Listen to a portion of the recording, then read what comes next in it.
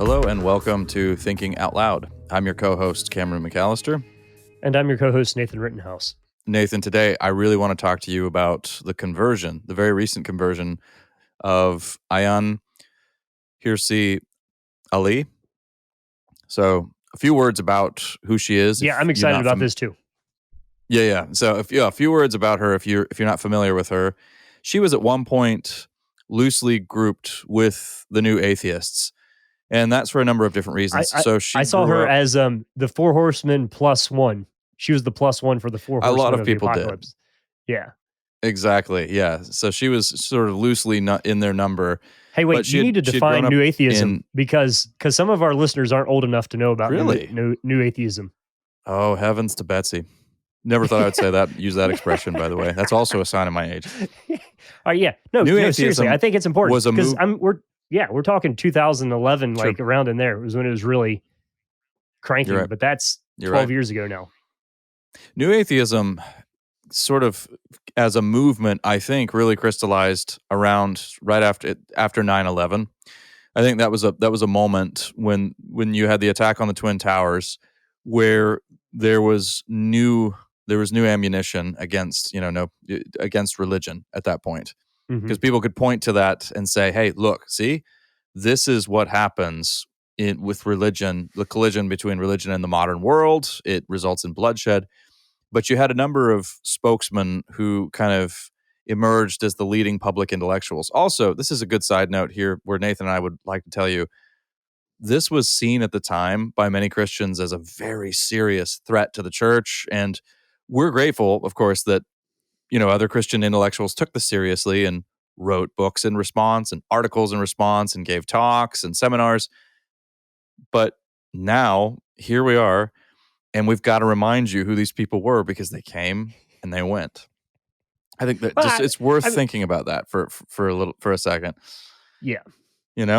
But at the time they were a force to be reckoned with. So the Four Horsemen, that phrase Nathan just used there, was given to Professor Richard Dawkins, Sam Harris, Christopher Hitchens, and Daniel Dennett. Who was Daniel Dennett? I think. Yep. Those four. Yeah, and we should point out that for those of you who are new to this, that what they were saying wasn't really anything new, and it wasn't great philosophical atheism. It was a lot of shock and horror kind of flashbang type. It really worked well. It really got under Christian's skin quite significantly.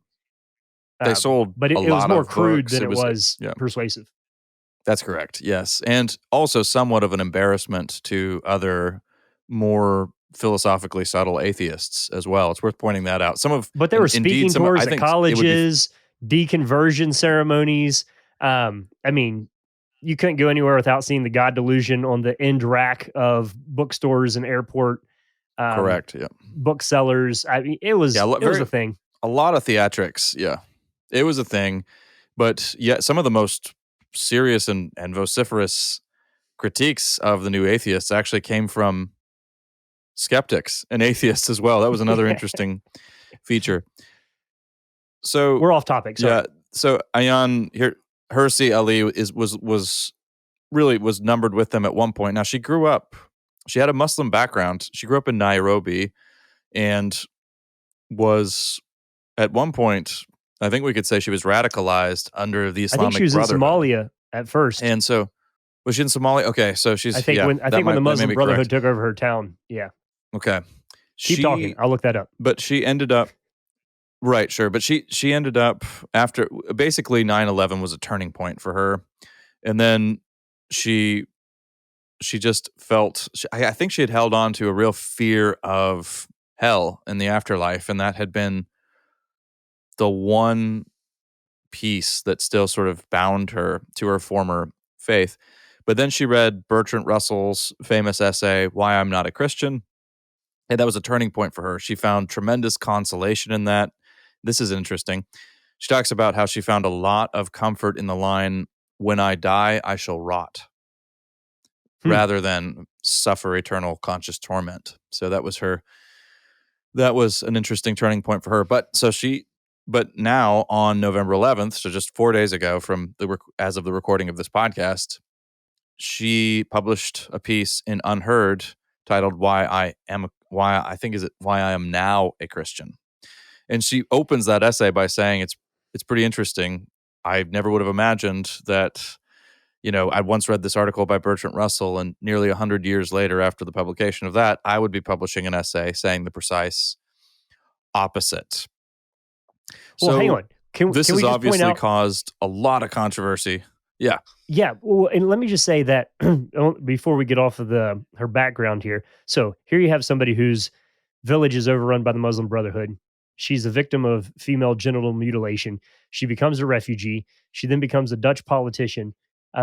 She was working on a film project on Islam, and her coworker gets stabbed to death with a knife, with a death threat to her, stabbed into the dead body. I mean, this is not like she would have a lot of reasons to be mad about religion. So in some ways, okay, like it's not the kind of pansy atheism you see some places. Like, okay, she could have a legitimate beef on her chip on her shoulder here. But then also, and this is an important part of this, is she was like the poster child for the new atheist of like, this is what we have to offer Islam. So look, here you have somebody coming out of Islam, and you can be like this lady. This is the future of post-Islamic atheism and rationality. So the fact that she was a poster child for that move is, we need to have that significant step in the back of our minds for what Cameron's about to say here. Yes. And so understandably, this has created a lot of controversy. A lot of people are furiously discussing this. And I think she's got, so the reasons that she gives, it's important. I'm struggling with how to frame this. She is not writing an apologetic in this article, because some murmurings I've seen say, well, I'm searching this article in vain for an argument, but this is more of a personal reflection on where she is now. So it's important to understand that we'll link to the piece, and it's worth reading. It's also important I think it's interesting that a lot of the more gruesome details that Nathan just brought in there are absent in the piece. Yeah, which is pretty remarkable. Right. So she could have motivations really for her jazzed atheism this up a little bit if she wanted. Yeah, there were motivations for her atheism, but not for her conversion to Christianity. That's worth noting. But essentially, she makes two big statements in this article, and here I really want to hear from Nathan.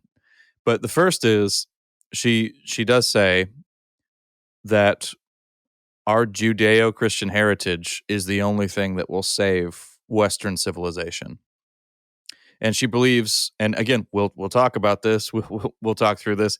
She believes the three great threats that we face here in the West are from communist China, Iran, and from wokeism. Pretty controversial there as well. So she thinks that our Judeo-Christian heritage is largely taken for granted, and that we're losing that the power of that legacy now. And if we don't recover it, then we're in deep trouble. But also, and here's the more personal note, she basically just says atheism led her to an existential crisis. And her specific words were, it offered me no meaning and purpose for life. And she found that increasingly destructive. And she said it was increasingly for her self-destructive as well. She doesn't go into any more detail than that, but a lot of vulnerability there. So Nathan, I'd love to hear some of your thoughts at this point. Okay. So, all right, here's my concern. Also, on one hand, we say, oh, this is great news. Like, okay, and I don't think there's any room for Christians to run around dancing a little jig like, woohoo, one of the new atheists converted to our side. And I don't know all the details of all of that and what conversion means for her and how she's framing that and where she'll come out theologically on a number of things. All right, so take everything we've just talked about and set that. Let me open up a little bracketed thought here, Cameron.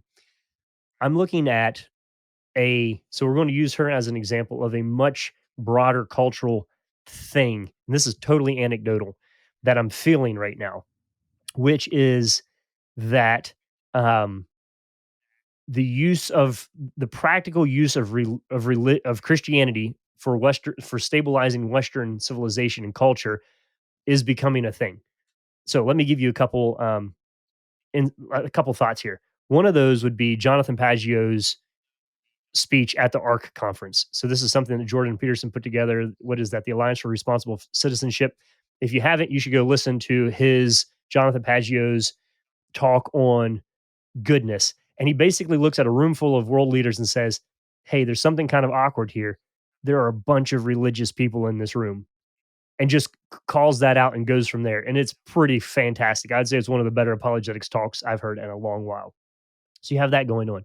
Then you have this whole like, and he is, he's a Greek Orthodox iconographer. So he's coming from this from a very Christian perspective.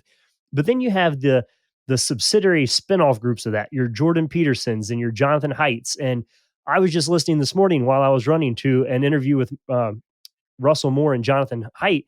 And Jonathan Haidt saying, I was totally, as an atheistic Jew, I was totally dismissive of religion in my 20s. And then I started reading stuff like Putnam's American Grace. And then in my research as a sociologist and moral psychologist, just recognizing the massive benefit that comes from the stability of having religious and moral foundations, religious community, what going to church does for you. And he says, as a psychologist and a sociologist, I just can't ignore the benefit of this for human stability. I'm getting ready to have a meeting here in a few hours with some anthropology students, and we're kind of hashing out like, what does a post-technologically addicted culture look like? And then earlier this morning, as I was kind of in my quiet time thinking about this, here's my thing. Western civilization and stable culture is not the goal of Christianity. And there's a weird way in which we're almost sliding in another God here, where we're making a utilitarian, and I'm not saying this is what everybody is doing, but I'm just saying that I'm feeling this in kind of the academic public conversation of saying like, well, this is what we need in order to save Western culture, which is probably true, but I would see that as a secondary goal, not the primary reason you should become a Christian and give your life to Christ. So this is what I don't know, like the last couple of weeks, our church has been fuller than it ever has at any time in the past.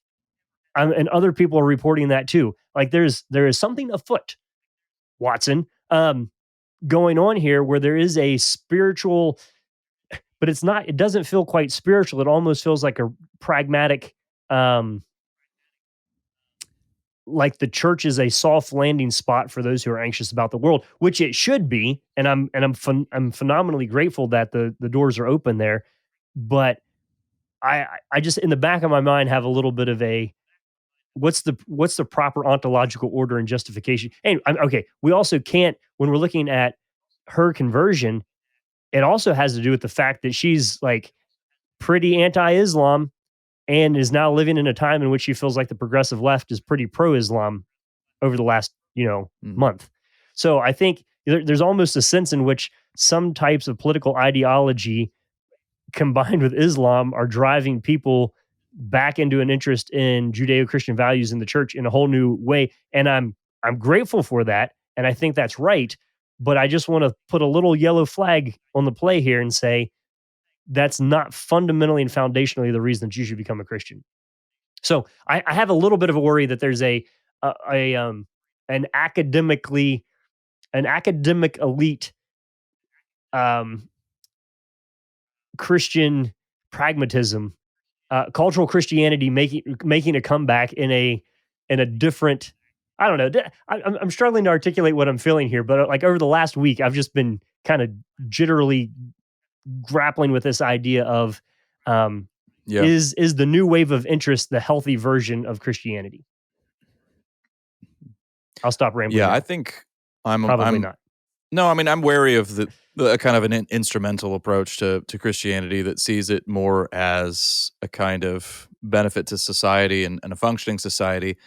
But I'm also a little bit more sanguine about it because when it comes to people's reasons for coming to Christ, I'm wary of scrutinizing those too deeply. First of all, because we don't have access to somebody else's heart, so we say that. Of course, we would both agree on that. But also, is it the most noble motivation for somebody to be drawn to Christianity because they recognize it as a source of stability for Western civilization? Perhaps, perhaps not. But it's a starting point. Yeah, And I think and I don't want to disagree with you. I'm with you, but it isn't just that. Sure. That's all I want to say. Absolutely. And that's why I think I've said before on this podcast that I get a little bit, there's a sort of patronizing tone that comes through from people like Jonathan Haidt, for instance, to my mind, when he talks about, oh yeah, I don't believe in any of this stuff. I don't think it's true. I don't believe in an afterlife. I certainly don't believe in God, but the social benefits of going to church cannot be gainsaid. And there's something that he's like, I'm part of the synagogue and my son's bar mitzvah, but I'm an atheist. Correct. So what does that mean? Yeah. So looking at the societal and I don't know, social advantages of Christianity in a sense, but in this case though, there's also, it's not just that I think this, the Judeo-Christian, heritage is the only thing that can save our civilization. So implicit in that claim is also the fact that because of that heritage, we have in the past seen real flourishing, and we have in the past had shared values and bonds. Those are now gone because we're tearing up our roots and trying to basically destroy many of our traditions. And now what we're seeing is societal breakdown. So that's a pretty powerful recognition. She references Tom Holland, who, as far as I know, Tom Holland is still an atheist, even though you also count him in this. Well, maybe something's happening there as well. He's another one of these British intellectuals who recognizes the intellectual integrity and beauty of Christianity, but I'm not sure where he stands yet. But his book Dominion was a big piece for her, actually. But then there's also the fact that she just admits atheism was so barren, it did not provide me with meaning and purpose for my life, and this was increasingly becoming self-destructive. So that's obviously a very sincere and vulnerable claim as well. But no, I'm with you. I want to second your cautious optimism, if I can call it that, Nathan. Yeah, because that's good. Yeah, you do have. I feel this. Well, I feel this. So I don't feel this as strongly with Hirsi Ali as I do with somebody like Jordan Peterson. Yeah, no, you're right. Another. I'd agree to that. Yeah, and so because Jordan Peterson is such an intriguing figure to me. I find him on a personal note. I've always found him a bit grating, and that's just probably more my personality. I've never been particularly fond of his kind of hectoring tone. But what I don't like about Jordan Peterson, and maybe you've read more Peterson than I have, Nathan, but maybe you can help me process this. What I don't like about him is the way he just always holds his cards to his chest and tries to, it seems to me at least, like Jordan Peterson tries to have his cake and eat it too. He wants the symbolic richness and some of the benefits of something like, say, the resurrection, and yet he remains so ambiguous on it. And what he says, so sometimes Jordan Peterson can say something that, to my mind, isn't really profound. It's just obscure because he won't be clear on it, and he'll remain ambiguous. No, you're absolutely right. But here's what's funny: if you watch this, so I don't spend a ton of time on his stuff, but I do watch his conversations with people like Oz Guinness and John Lennox, and when he's wrestling with other what we would consider to be pretty thoughtful Christians, he does exactly what you're talking about. He'll get deep into it, and then when he has an actual Christian, the actual Christian is going to push him into saying, and he'll like something that's pretty true religiously, and he'll immediately jump back into the moral psychologist mode. Well, the literature shows, and I don't think, so it is being evasive a little bit, but I think it's just because he's getting too close to something he doesn't want to go into. It's wild. It's almost like watching him be delighted and terrified of the trajectory that he's on at the same time. I mean, oftentimes, if you're dealing with somebody who's under actual conviction, spiritual conviction, you'll see that in his face. And as a Christian, I would say that's what's going on there. You can see I was moving cattle with my brother the other day, and we had this one rather cantankerous creature who everybody it was anyway, she was not behaving. But she would, and she knew exactly what we wanted her to do. And she would walk up to the gate into the chute and look at it and then turn and run the other direction, and then walk up and look at it and then turn and run the other direction. And 59 cows had gone through there before her, but she was like, and then step off and turn. And so in my mind, that's the Jordan Peterson thing. Like, wants to, but doesn't want to, and then has this little academic bubble he can jump back into as a defense mechanism. Mrs. Ali is different in that she's actually committed. She's like, I've stepped through the gate. I've become a Christian. And she does not have a history of saying things she doesn't believe flippantly or in a thoughtless way. So there's actually more. She's going to catch value so much flack for this. She has every motivation not to do this unless she actually thinks it's true. So that's right. That's there and real.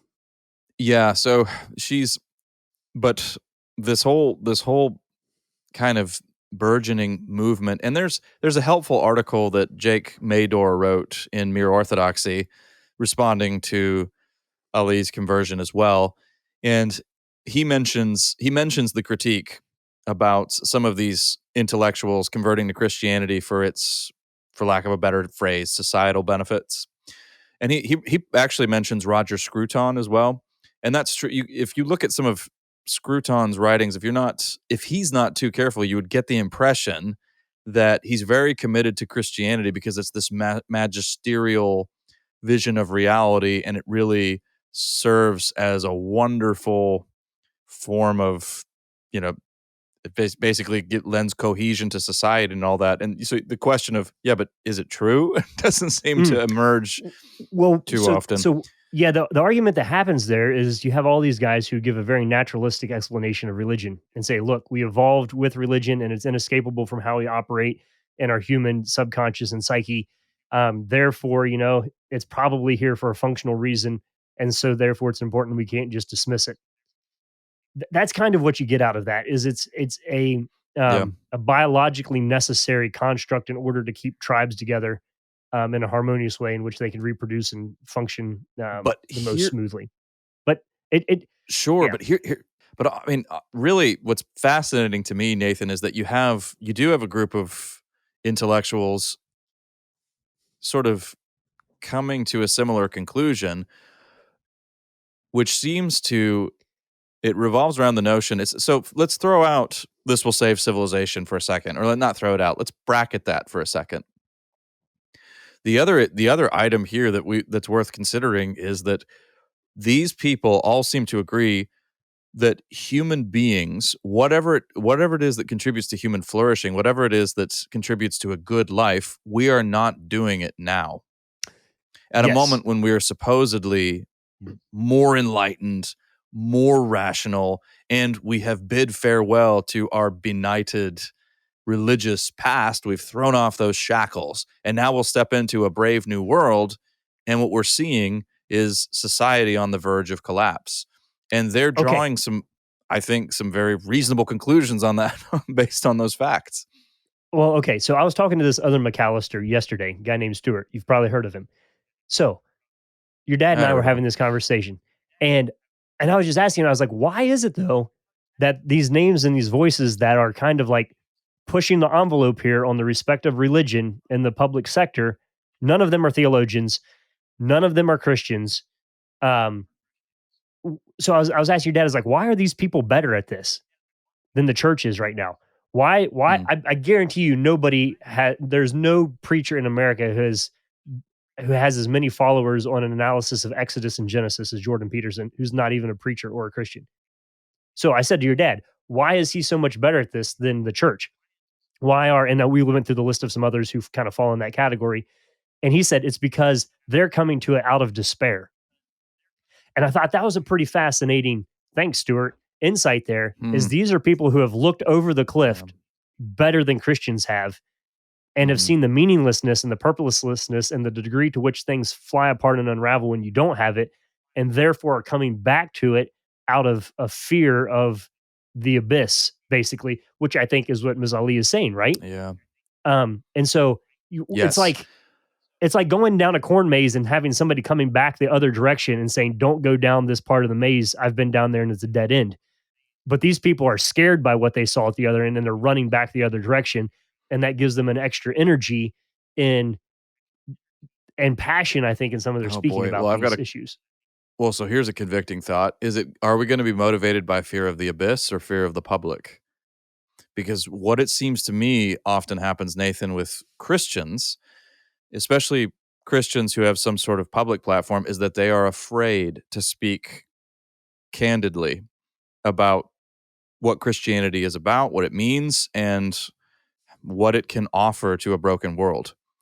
It seems to me that in recent years, because we've been so invested in a model of ministry that relies on cultural engagement and shaping the culture, and we don't want doors slammed in our face, now we're afraid to say what we need to say. Jordan Peterson and, Hirsi Ali, these people, these are very bold statements. And I mean, Jordan Peterson, for instance, just to take him as an example, he didn't. One thing that I mean, for all of our hangups with Jordan Peterson or mine, the man came to massive popularity not through any kind of real conniving design of his own. I remember when his name first emerged in the news, it was because of free speech debates in Canada at the University of Toronto. And he was, again, bold and quite courageous because this could have cost him his job and his reputation. I mean, he took a lot of risks and he was supremely articulate about it, but he took the risk. He said the unpopular thing. And I find, Nathan, I mean, when we talk to other Christians so often, what's the refrain is always, I'm afraid. This is a very scary time. I'm very scared. Okay, yeah, so but we're looking at Miss Ali, who somebody stabbed somebody to death. Somebody stabbed somebody to death with a death threat to her stuck in the knife in another person's body. So I'm just saying, okay, Christian, you're scared of what? I mean, come on. I mean, it's not funny, but I'm just saying the level of seriousness here is different. Correct. Absolutely. Well, but I think what we need is more courage. It shouldn't be the case that only the Jordan Petersons are leading massive discussions on the book of Exodus. I'm grateful that he is, but yet we absolutely need theologians and pastors doing that as well. But you've got to be willing to take the risk, to say the unpopular thing. It's not easy, of course, but you walk into this world, out into your neighborhood, you speak to your neighbors with the authority of Christ. He's the one who John Girogi used to always remind me, Jesus said, all authority in heaven and on earth has been given to me. Therefore, go. So you go with Jesus's authority. I think we've got to outgrow our meekness here. It's not a moment for shrinking back. Yeah. So does this play into, though, I think because rant. Well, no, but so here's the thing. I think people struggle to figure us out sometimes if they're new to listening to us, because we talk about hope. At the same time, we're critical of some, I think, conservative culture warring because we think the situation is actually far worse than that. But we're also more optimistic and hopeful because we think the resources are much more viable and true than some of that takes into account. So hope in what? Hope in what? Not my hope is not in, for instance, a new America where you have no division and you've got a better economy and the culture is just thriving. Would I love for that to happen? Well, of course. But my hope is ultimately in Christ and his kingdom and his return to make all things new. So our hope is eschatological in nature. And I think that's a point of contention for a lot of people who don't realize that they have unwittingly tied their hope to mainly earthly causes. It's not wrong to be hopeful about earthly causes, but if that's your only source of hope, then you have a problem, I would suggest to you. I mean, wouldn't that be fair to say as well, Nathan? So here's the thing, that to just be clear real quick, is that to say that our hope is eschatological does not mean that it isn't practical. Again, it's not all about pragmatism. I get it. But it's not, to say that our hope is eschatological does not mean that it doesn't have real benefits to now. So let me read you a little passage here. This is Titus 2:11. For the grace of God that brings salvation has appeared to all men. It teaches us to say no to ungodliness and worldly passions and to live self-controlled, upright, and godly lives in this present age. So that's not future tense. We're talking about the impact of the grace of God on our lives, present tense. In this present age, while we wait for the blessed hope, the glorious appearing of our great God and Savior, Jesus Christ, who gave himself for us to redeem us from all wickedness and to purify for himself a people that are his very own, eager to do what is good. These then are the things you should teach, encourage and rebuke with all authority. Do not let anyone despise you. And so I just wanted to point that out there when we're talking about Christian hope in this podcast. It is a blessed hope, but there's an expectation of what we do in this present age. And so the peace and the confidence and the authority that is granted to us now is not an idealism that isn't achievable. It's a promise of Christ. So if you're going to be serious about what you actually believe here, then there's some real resources and some real expectations for how it is that we conduct ourselves. And I think when we lean into those, then our churches become the types of atmospheres in which the world weary dive into and find comfort. So we can't give up on creating the thing. Like that's the thing that if I had a little moment, about the churches, sometimes it's like we're always lagging culture and forfeiting the thing that everybody is longing for because we're like 3 years behind on trying to be relevant. And so focus on this part of it and be the beacon in the world that invites people into it. But you have to be distinct enough from the world that when people come into your church, they say, this feels good. I needed this. So in the meantime, I think we can look at Ayaan Hirsi Ali and take some inspiration from her courage and her bravery and her boldness. I was reading it. And I think we can celebrate too. Yeah.